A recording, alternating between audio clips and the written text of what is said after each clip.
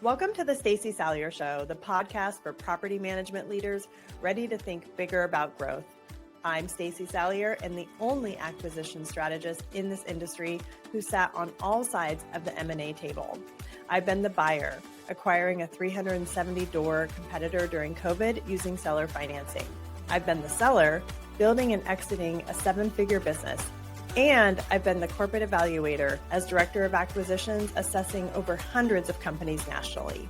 That means I know exactly what you're thinking, what you're missing, and what actually works when it comes to buying and integrating in this space. On this show, we dig into acquisitions as a real business tool, not luck, not someday. You'll learn positioning, strategy, numbers, and integration from someone who's actually done it all. Let's go. Welcome back, my friends, to the Stacey Salyer Show, where we talk about buying and selling property management companies and all things property management. So today I have a very special guest on my show. He has founded several different companies. We'll talk a little bit about that. He has completed a TED Talk and I believe a best-selling author as well. So I'm super excited to have David Bitton on my show with DoorLoop. And let's kick it off. So I'd love to learn a little bit more about you. Yeah, thank you so much for having me. This is great. About me, I don't know. I grew up in New York, live in Miami now. I've got 3 kids, love playing tennis, and here I'm at DoorLoop. And for those that don't know, by the way, DoorLoop is a property management software for residential and commercial portfolios, anywhere from 10 to 2,000, 3,000 doors. And that's what we specialize in now powered by AI. Awesome. Well, yeah. So today I thought it'd be really cool to obviously talk about DoorLoop, why you're different than the other PMS systems out there. And for those of you who are new to property management, PMS means property management software. Yeah. It's a weird acronym, right? Although it's kind of fitting for property management, those of us that have been in the business forever. But I thought we'd talk about that. I would love to kind of talk a little bit about your TED Talk topic. We can maybe dive into that. And also, I think there'd be people interested in learning a little bit more about how you founded some companies and how you exited, because that is always kind of a hot topic, especially on my show, because I do talk about acquisitions and teach people how they can go out in their market and compete against the bigger guys that have PE funds and VC back. So that's a lot to unpack. So let's dive into DoorLoop and just kind of take it away, what makes it a little bit different. And of course, AI, we all love to talk about that. Yeah. So originally the company was started because our main founder and CEO, his name is Ori, he started buying rental properties, apartments, and he started looking for an easy, affordable software that he can start using tomorrow, right? Without long, complicated sales processes, training, onboarding, etc. And he wasn't able to find anything that made him happy. A lot of the platforms at the time were older, legacy, 20 years old. So I remember one day he started approaching us. He's like, oh my gosh, guys, there is nothing easy, simple, affordable, with great live support. We can do it better. I know we can. Let's do this. So meaning we're serial entrepreneurs. We've built numerous software companies. So we knew that we could do it better. So that was sort of the light bulb moment. Fast forward to today, 6 years later, we've raised 130 million. We have over 250 employees. And the core principles are still the same. We want to be the easiest and fastest property management software available. So our whole slogan is we are built for speed and the smart choice for serious property owners and property managers that really want to grow their portfolio. So that's how we differentiate. Yeah, very cool. I love that. So I've got to play around with it a little bit. And I love your AI component. I know you said that you just recently kind of launched some new AI features in there. So tell me a little bit about that and why that would be so different compared to like maybe the legacy platforms. Yeah. So anytime we release a new feature, we actually like to wait and see what the competitors are doing. So then we can 10x it and make it 10 times better. So this is one of those cases where we came out with it just 2-3 months ago after seeing what the rest were doing. And a lot of the other ones were just doing like basic ChatGPT integrations, like, hey, help me write a better tenant letter, things that you could just go to ChatGPT for and do yourself. They're just building it in. We're like, no, we can do this 5 steps better. We can build agents. We can automate things. So what we did is allow people through our AI assistant, we call it, to do anything that you want to do in the platform. So, hey, DoorLoop assistant, who owes me money right now? Can you send emails out to them? Can you send text message reminders out? How much money did I make last month? What's my profit and loss? How can I improve my business? How can I grow? So it has all the context of everything. And that's just one of the 10 different features that we have. But I would say probably the flagship that just came out less than a month ago is our AI inspections. And for those on the computer, they can go to doorloop.com/AI inspections and see it. But historically, we're trying to save people time. That's probably our number one value prop. So when you're going and someone leaves the apartment, let's just say, you have to do an inspection. So you go and you walk through and you take pictures and videos and you have to make your report, submit maintenance requests, charge the tenant for damages. And it takes on average around 3 hours based on the surveys that we've done. Yep. We have cut that down from 3 hours to much less than 30 minutes. Wow. How? Basically, they walk in, they open the DoorLoop app on their phone, they take some pictures, they voice transcribe some notes. This is damage, that's damage. The AI assistant automatically takes all the photos, all the notes, makes a beautiful report, starts delegating and creating work orders and maintenance requests, charges the tenant, everything automatically. So it's almost like one-click inspections today. So that's what we're going for right now. Wow, that is wild. I mean, coming from the field, I started back in 2004. Way back in the day before, there was really even email. Well, we had email, but it was very basic. I used the Thomas guide to guide me out to properties.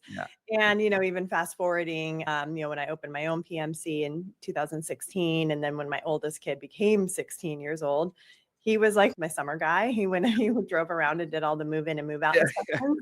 And, so I know firsthand how much time that takes. And really 3 hours would be, realistically, like if you're driving, doing a good move in or move out, driving back to the office, that doesn't even include all the time it takes to actually go through the report, make all the notes, then email the client, the homeowner.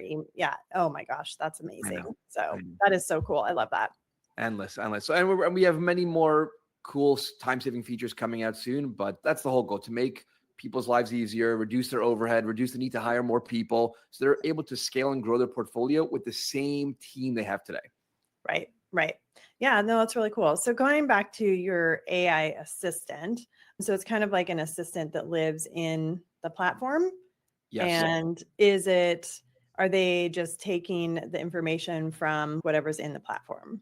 Exactly. So it has all the context. That's the best part about ChatGPT. When you start interacting with it a lot, it has all the history, it has all the context, it has all the knowledge. But if you're asking it questions about your business, it knows nothing. So with DoorLoop, it has all the information, the tenants, leases. It's all confidential, private, anonymous, just for you. And that's the coolest part. But I'll give you one more use case. That's probably my favorite one. Please. The bane of all existence for property managers is dealing with 1 million tenant requests. Yes. They're asking you 1 million questions. And through our research, we found that at least half the requests are basic questions. When is my rent due? How much is my rent? When do I get my security deposit back? When is my lease over? When can I renew my lease? All these like basic lease related questions. Yep. So in the tenant portal, what they would normally do is submit a tenant request and you'd have to answer it. And hours a day just replying to tenants if you have a big portfolio. But now we have an AI chatbot built in that knows all their information and it answers all of those questions. Wow. And one more thing, the second biggest request they get are maintenance requests. My fridge doesn't work. It's not cooling. My lights out. My AC is not cooling, et cetera, stuff like that. So when they are submitting that request, the AI bot goes, hey, your fridge isn't cooling. Let me walk you through some steps.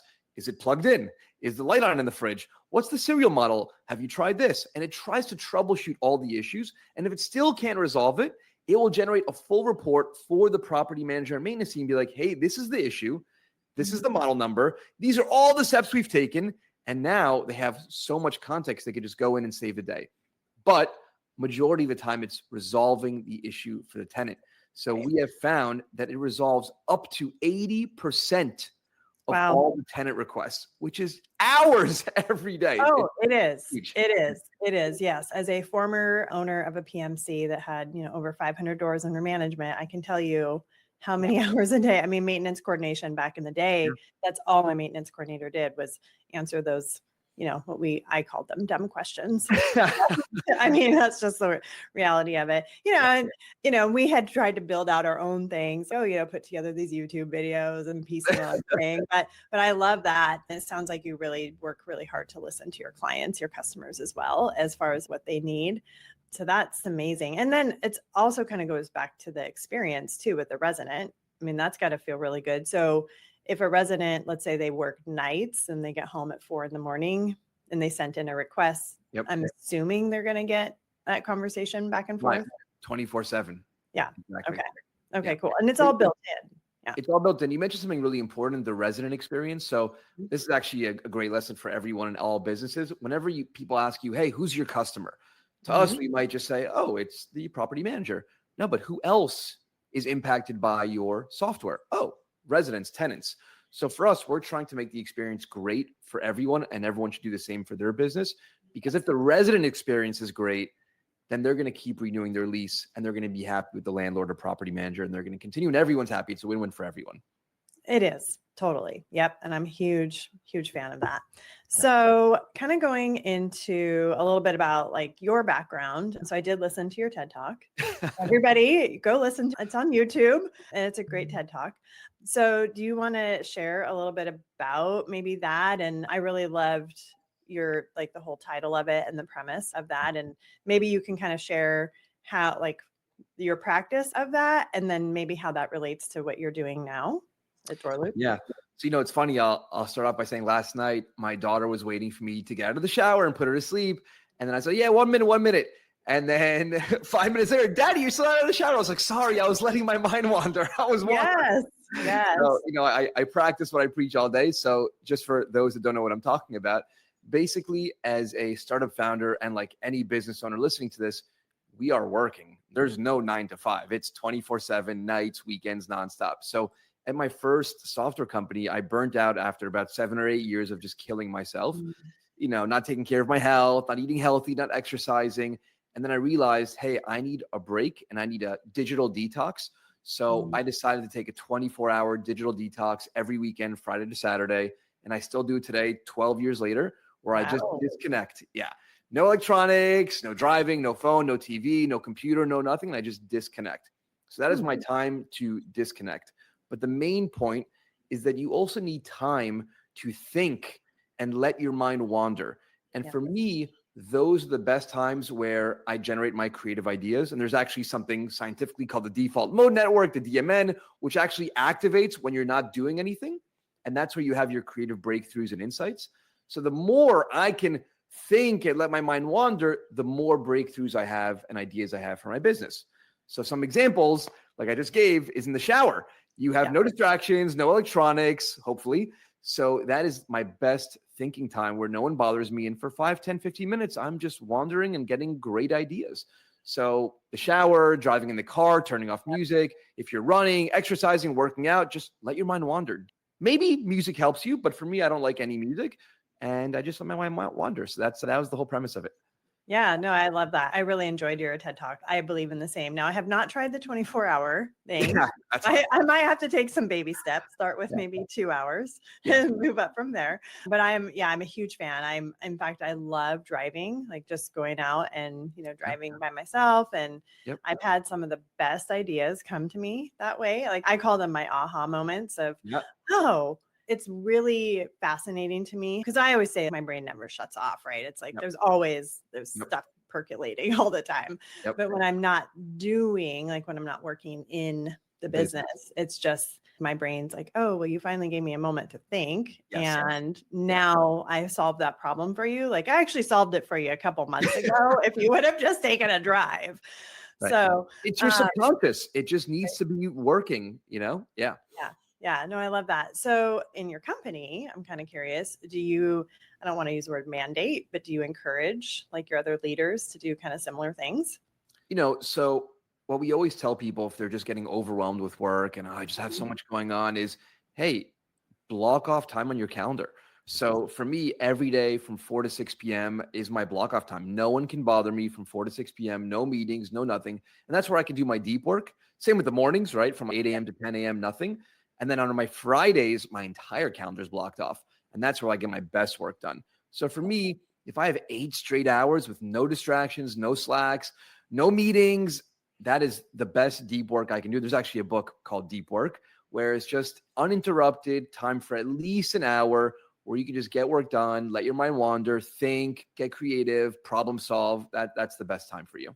Yeah, I love that. That's really cool. So do you feel like you guys have been able to maybe expedite a lot of stuff in your business because of your philosophy? 1,000%, without a doubt. I mean, so some of my best ideas are coming from these wandering moments, these Fridays, but also on the weekends, right? So on the weekends is when I personally read books, but a lot of people might read on at night before bed. I do it on the weekend, and I get my best ideas from just books, random books, business books, any book. Sometimes when you're reading a book, you might just drift off and have thoughts going on. Yeah. That's great. Like for me, I love when I drift off reading a book because my subconscious, once again, is wandering and thinking and solving these problems. And you might be reading Harry Potter, but you're getting a business idea because you're just drifting off. And that's great. Yeah, I love that. That's really cool. Yeah, thank you so much for sharing. I think that'll help a lot of people and kind of make it a little bit more normal. I think a lot of times people feel like we have to have this continual hustle, and I'm very anti-hustle culture. I think it's ridiculous. And I mean, obviously, I would probably assume you are as well. Yeah, but So I encourage people to take vacations also, because on vacations, a lot of people come back refreshed, renewed, but also with a lot of creative ideas because the first time they're disconnecting. Yes. So, at DoorLoop, we have unlimited pay time off, and we highly encourage, hey, you need a break, go take it. We take breaks, the founders take breaks, and we tell everyone, look, we're taking a lot of time off. You should also take it because we know when they come back, they're going to have these creative breakthroughs. Yeah, I love that. That's really cool. So do you mind sharing with the audience a little bit about kind of your background? I mean, I know you mentioned 7 years into one startup that was kind of like burnout time, but you've done a lot of startups. You've had some exits. Do you mind sharing a little bit about that kind of journey? Yeah, sure. So my journey always was starting companies that I had both a passion for and a skill, talent, or maybe it was even a hobby. So, my first company was fixing computers and I loved doing it and I was good at it and people started asking for it. The next one was like an entertainment business. Then I got into the software world and I love computers. I love technology. So when you love what you do, you can work all day, all night, 5 a.m.s, all-nighters, which I don't always encourage. And it doesn't feel like work. You just love it. So that's always how I got my start in whatever company I was doing or problem I was solving. And then as far as the exits, in the first 2 companies, really the goal was to achieve financial independence and have some freedom. So we achieved that. And now at DoorLoop, we don't need that anymore. So for us, it's all about loving where we work, having the best time, learning personally, professionally, and growing financially as well. And that's sort of our why. Why are we still doing this? Because we just want to have fun and we want to grow and learn. So for us, there's no exit plan here. We're here for the long run and we're just hoping to keep building a great company for years to come. Yeah, no, I love that. It's really cool. Property management is a huge business, obviously, and, a lot of interest, a lot of consolidation, happened in the last few years. I personally sold my company to Pure Property Management. You're probably familiar with Pure. And then I stayed on with Pure for a couple of years. I was the director of acquisitions and ran that entire team, which was a whole different thing than I had ever done. And I loved it. So now I love being able to teach people and dispel those myths. Anyone can go out and acquire. And I think it's a huge, positive thing to do in order to grow your wealth in your business. But so as far as I will add one thing to that. So the mistake a lot of founders make is they are the business. They are doing everything. They're holding all the keys. They're not delegating. So when someone acquires them, the acquiree, the VCPE is like, hey, you need to stay on for 3 years because you are the business. You know everything. So at our last company, we automated and delegated everything. So we told the VCs, hey, we can leave tomorrow. We can take a vacation for a year. Everything's great. Everything's running without us. We have leaders in place. And they said, wow, amazing. So when we closed the deal, they said, you guys can leave tomorrow if you want, which is really unheard of. So if that's you, if you're hearing that resonates, you don't want to stay on after acquisition, figure out ways to empower others, build a great team of A players, delegate as much as possible, automate as much as possible so anyone can take over. And you could take a 1-year vacation. When I ask people, can you take a 1-month vacation? What are you talking about? The business would collapse. You have to get to that point if you want to be able to sell your business, in my opinion. Oh yeah, 100%. So with that, so like on your first, like the first time you sold, was it similar to that, or did you learn a lot, or what kind of thing? I'm sure you're laughing. You're like, yes, I learned a lot. Yeah. I mean, there's so many mistakes that you learn. And I think the probably the number one mistake we made early on was on the people. In the beginning, it was always, hey, we can't afford that much money. Let's hire the most affordable people that we can, maybe juniors that don't have any experience. We'll teach them everything. And companies won't grow as big as they can get, like ours today, without these super experienced, amazing leaders and A players, we call them, that run the business for you. So from day one here, we made it a point. We want to hire the best of the best. We want to give the most benefits as possible. We want to attract the best candidates. We want to retain as many as possible, and we want to help them grow with us. And this company would not be as big or successful as it is today without those people. And you might hear that a lot. Oh, it's all about the people. But when you have A players around you, you realize, oh my gosh, it really is all about the right people. Right. Yeah. I think I've heard other entrepreneurs speak about that as well. I don't know if I follow Jasmine Star, and she, talks a lot about that, and Layla Hermosi, same as, sometimes even when you start a business, those are not the team members that you're going to have as you grow. Right. And then as a leader, you can't necessarily grow your business either if you're not also growing yourself with your leadership. So it's kind of like this catch-22, but this big thing. But again, I think the more that you know it and you understand it, then the more that you can get there versus not even knowing that. So, people think, hey, I'm starting a company. I don't have a lot of money to pay salaries. I can only afford 20 an hour. You can still find A players, right? So to us, they might be more green, as you call them, or not a lot of experience, right? But it's all about the interviewing and what you're looking for and the person you're hiring, the character traits. So for us, we look for a lot of grit, a lot of hard worker, motivation. We call it fire and belly. They want to learn, they want to grow, and you could find those people. And we found them 6 years ago, and they're still with us today. And they're still leading the company and have grown tremendously with us. Yeah, that's really cool. So when you guys hire, do you use one of those like trait-based? Yes. Yeah. Yeah. So a little internal secret. We used to use a company, not so much anymore, called Brick, BRYQ. And it was a cognitive, sort of like an IQ assessment and personality. And a lot of our early people still with us today were in the top 10% of those assessments. We have other assessments today, but whatever the assessment is, we want to see people that stand out and go above and beyond. So I'll give you one example. On our application form for new candidates applying to DoorLoop, we ask a few long, open-ended paragraph sort of format questions, and we want to see how they answer. The regular candidates would give one-word answers. Some candidates would give 1 or 2 sentences with typos. The A players will write me a book. They'll give me 8 paragraphs, the best of the best, perfectly typed, no typos. And clearly early on, the A players will stand out very early because they want the role. They're putting in the effort. They are perfectionists, and that's what you want. Yeah. I love that. Yeah. I'm a huge believer in all the trait-based things. I like Culture Index. That's kind of one of my favorites. And it's just, I think it's so important. Like when I work with people, whether, I'm working with them one-to-one or if they're in my program and learning how to buy, it's so important to take a look. I never heard of the Culture Index. What is that? So it's traits-based. I like it because it measures, you as a person, your traits. It measures your energy units and your logic is what they call it. So like how much emotion you use or don't use when you make decisions. I'm a 7, so I don't use a lot of emotion when I make my decisions. Anyone that knows me well would know that. And then it also looks at how innovative you are. So generally most people are kind of like in the middle, but like the Elon Musk type people are like that 9-10 where they just have that brain, right? Those traits. And then the really cool thing I like about it is it also measures how you're currently performing in your job. So it's an awesome tool to use for like your team and your leadership, because if, let's say, I take it and I'm working outside of my traits, I would know, since I know the program, I would say, wow, I'm going to burn out if I don't fix that. So I like it that way. It's a cool program. And you ask new candidates that are applying to take it before you hire? Yep. New. And then you use it as you manage your team as well, because you would want to measure kind of where they are in their job performance. Are they actually working inside their traits within their current job? And if they're not, how do we get that turned around?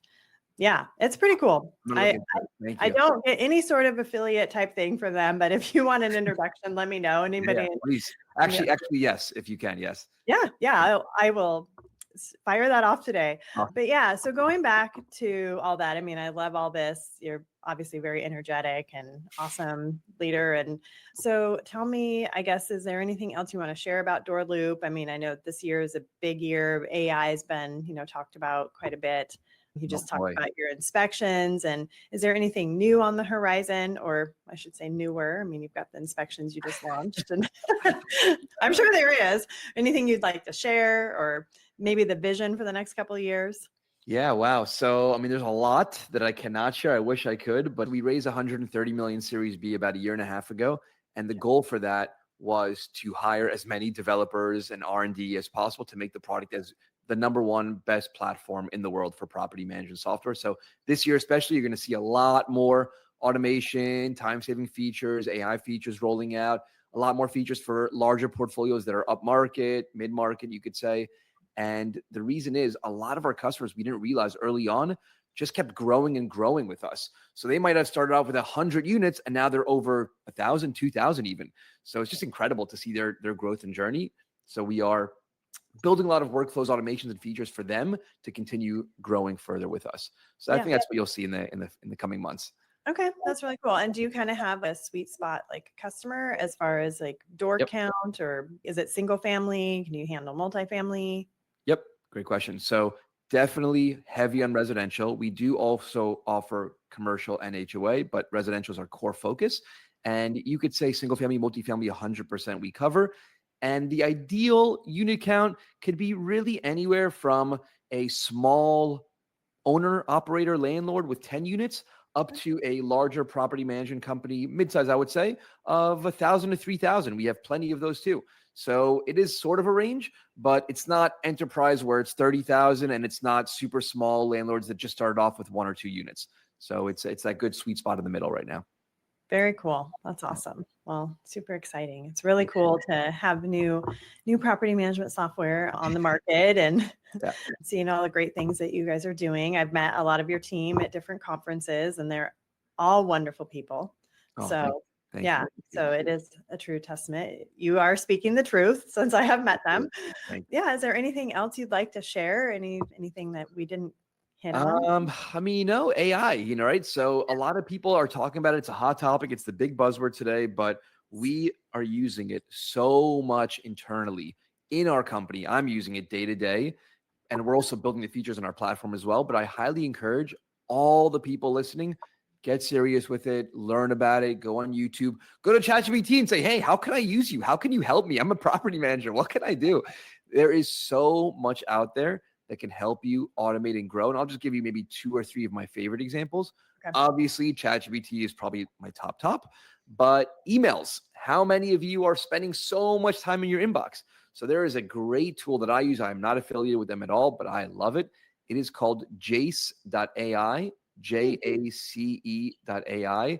And Stacey, disclaimer, I have used it on you already a few times in our emails. So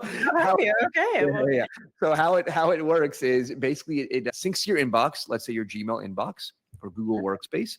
And anytime someone emails you, it recognizes that a reply is needed. So when we were coordinating this webinar and podcast, you would email me, how does this work? What do you think? What topics, whatever it is. And it would auto draft replies ready to go for me to just hit send. And it knows how I speak. It knows all my history. It has my whole inbox. So I used to spend probably 2-3 hours a day on email, like most property managers.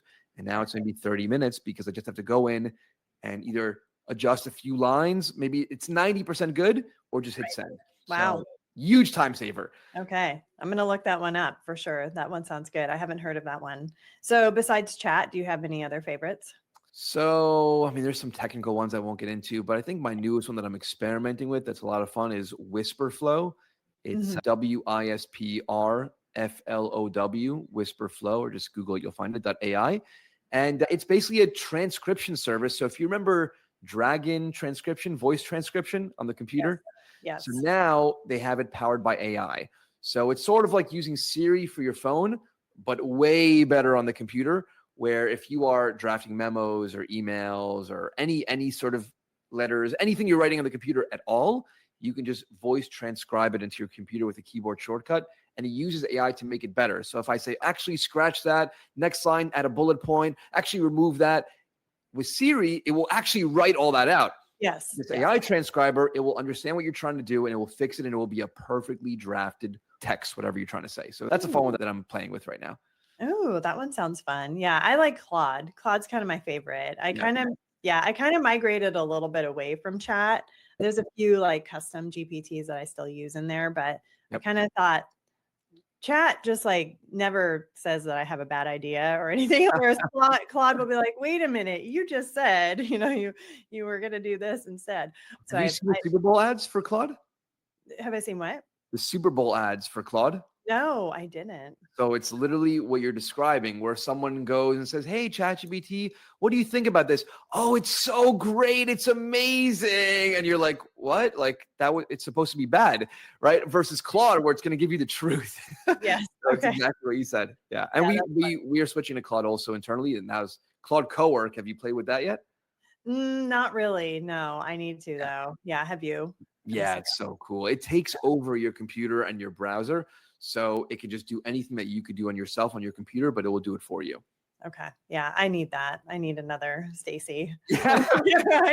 I've always said I want to clone myself. So I guess AI is really probably the, up and coming clones, right? So 100%. yeah, my ultimate goal though is to one day have the Stacey AI clone work for me, like legitimate work for me. So then I can go hang out on the beach with like my adult children, maybe their grandchildren, I don't know, one day, and my dog and husband. So Listen, people are doing it. I have met some really super smart people that have their whole company built with AI agents. So I met someone that has 3 employees, huge business, and he's got 27 automated AI agents doing everything for his company. So to those that are like, that's extreme, I can never do that, I don't know how to do that. There are tons of businesses popping up today that are building AI agents for you. So you can invest 10, 20 grand, which sounds like a lot, but then it cuts down. You probably don't need 2 or 3 employees anymore. So how much is that saving? So look into it. It's out there. People are doing it. Yeah. Okay. Well, we will, I'm sure my audience will, and I definitely will. So yeah, I love it. I love all that stuff. So cool. Well, thank you again so much for coming on the show. I really appreciate it. And I love what DoorLoop is doing and contributing to the property management space. It's super killer. And your entire team is awesome. Love chatting with them when I see them. And thank you. Thank you so much. Last 2 things I would say is that if anyone wants to contact me, reach out anytime. My email is david@doorloop.com. Pretty easy. And then also actually, Stacey, we are giving your listeners a special promotion, I believe. Oh, awesome. Yeah. Do tell. If you go to doorloop.com/Stacey, STACEY, you will get a custom page for you with a custom promotion. Right now, it is 30% off DoorLoop for the first 3 months. So go take advantage for a limited time for Stacey viewers. Oh, I love that. Thank you so much. That's so cool. Yeah. And I'll make sure everything's in the show notes. Awesome. And thank you so much. Yeah. And we'll make sure all your contact information, everything about DoorLoop is in the show notes. And I know that your team will be hitting the conference circuit, probably already has. So go check out their booth. They're awesome people and it's super fun. And yeah, awesome. Appreciate it. Thank you so much again for having me. Thank you. Yeah. All right. Take care. Take care. Bye. Thanks for listening to the Stacey Salyer Show. Here's the deal. You can read about acquisitions anywhere, but you can't learn acquisitions from someone who's done it the way I have. As a buyer, a seller, and from the corporate side, evaluating hundreds of companies. That's why I need you to subscribe and share this with someone in your network who needs to hear it. And if this episode landed, leave a 5-star review. It's how more PM owners find the only acquisition expertise in the space that comes from all sides of the table. And while you're at it, grab my acquisition readiness checklist on my website at staceysalyer.com. Then, when you're ready to move from growth thinking to growth building, explore the Built to Acquire program. Don't leave it on the table. See you on the next episode.